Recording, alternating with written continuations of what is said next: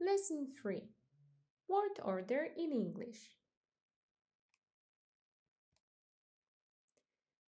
We are going to study how the English sentences are organized. Which element follow what element? So here we go with the basic SVO And what is that? That's the order. So we should start the sentence with a subject. Then we go to the verb.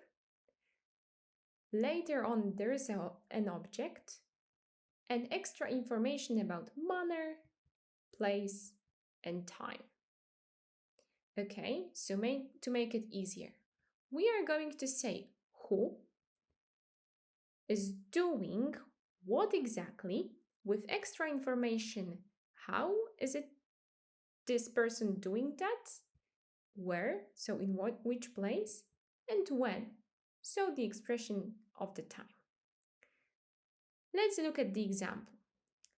I study English happily at home every day. So who is the subject of the sentence? It's I. The action is study. What am I studying? Of course, it's English. And then the rest of the sentence is extra information. So, for example, how do I study? Happily, because it's a very, very fun stuff to do. Then, where do I do that? At home.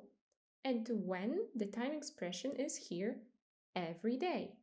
I study English happily at home every day. Okay? Let's try to make your own sentences about what you are doing or about what other people from your family or friends are doing.